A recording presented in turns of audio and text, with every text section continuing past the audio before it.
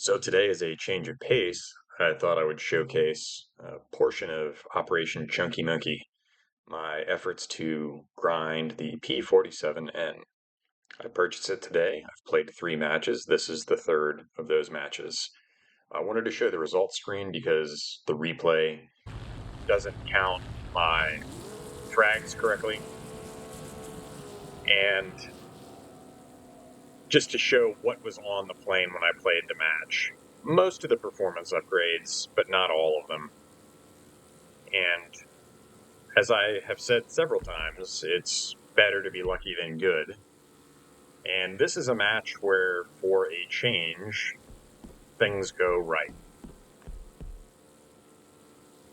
And I do a little bit to help myself here. In contrast to mediocre Mustang mistakes, I'm much more disciplined about my climb out. I believe this is a 4-0 to 5-0 match. So I'm at 4.7, I'm sitting towards the top of the BR range, but I'm not at the top. And of course, it's a P-47N, which is a little bit of a handicap. Now, if you're going to fight at like 7 or 8,000 meters, the P-47N is great, but you've got to get up there first, and you've got to get somebody else up there with you. And you can see as I look around here, I'm struggling really hard with the urge to dive down, with the urge to go after that pure Mirsky.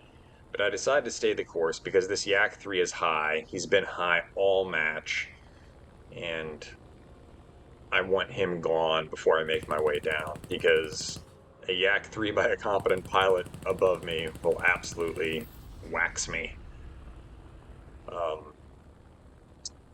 Still obviously having issues with desynchronization. I don't know how that works in War Thunder. The difference in this match, and you can see it in the replay, is that for whatever reason the server is giving me credit for what's happening in the client. So while it certainly looks like I was behind the duck on that shot, the Yak 3 goes down anyway. I do wish I'd recorded the replay in the main, or the just plainly, but again, it's my third match.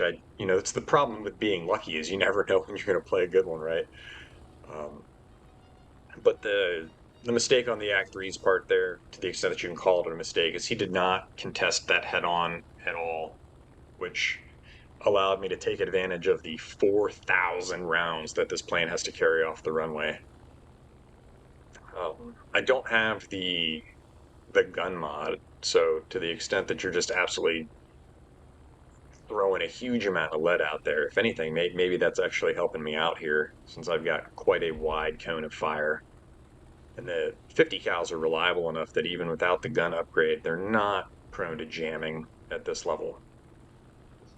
Anyway, I'm working my way down here, and I do take a little bit of a gamble.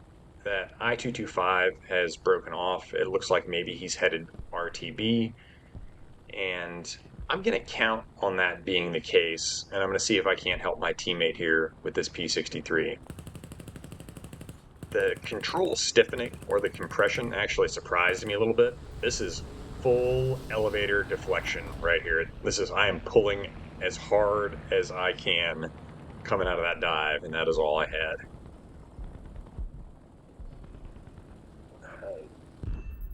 Now, I don't want to judge the P-47N without spading it first, but at this point, I've got a little bit of a feel for it, and it is heavy.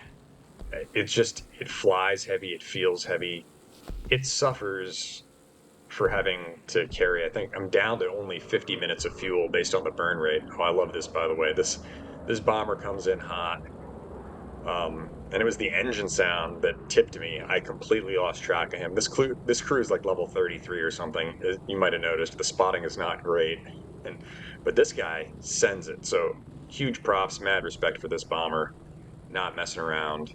Recognizes there's only 2 fighters left, and he's doing his best to win this for his team.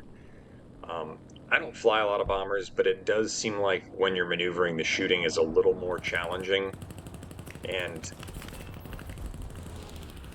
he flew through the bullet hose there. It looks like I got 2 of his engines. Significant damage to his control surfaces, and now I'm just doing my best to to not take any damage in return. I think we did see at least one of his shots spark there, but the P-47 is, well, it's chunky in good ways sometimes too. My second match was a 3 frag win, where I clutched it out at the end, and the only reason I was still around is because I tanked a 20 millimeter shell from a Spitfire to just behind the cockpit. The damage model didn't look great, but it had absolutely no effect on the P-47's flight performance at all. So I guess I just took that one in the right spot of the plane. But there's a little bit of teamwork here between the PB4Y or the PBY4, whatever it is, and this Yak 3.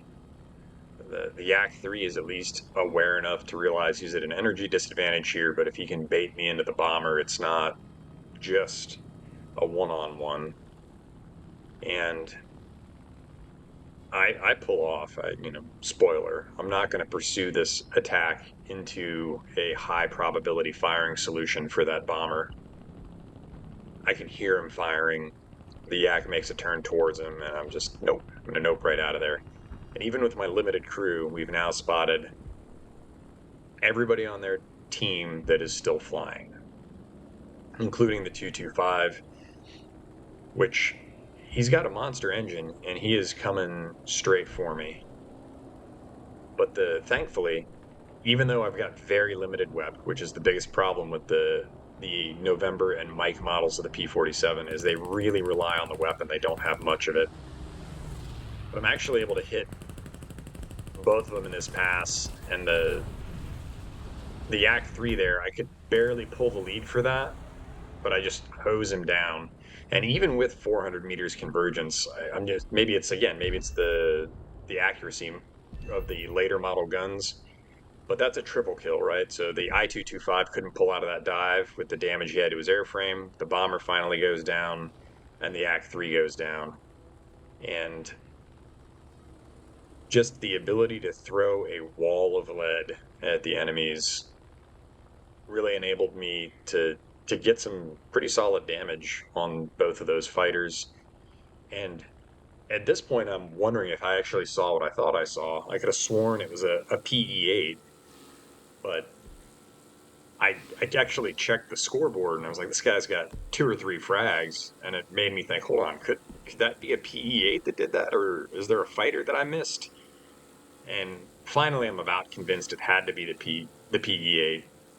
I've got one teammate left. I'm asking him what he's doing. He's been on the airfield for forever. He says, well, I'm gonna grab some bombs and go bomb the base. And I popped an Avenger order here because I was like, all right, that's ridiculous. I'll just pop the order and end this. I like being a team player, but I'm not going to wait as long as it takes for a teammate in a P-51D-20 to load up bombs and go attack a base. My generosity has limits.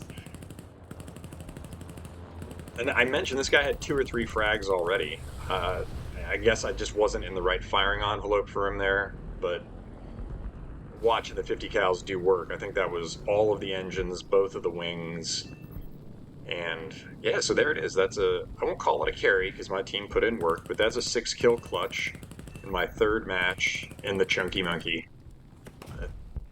Probably, what people would say, BR for BR is the least good P-47. But it is good looking. You can't take that away from it.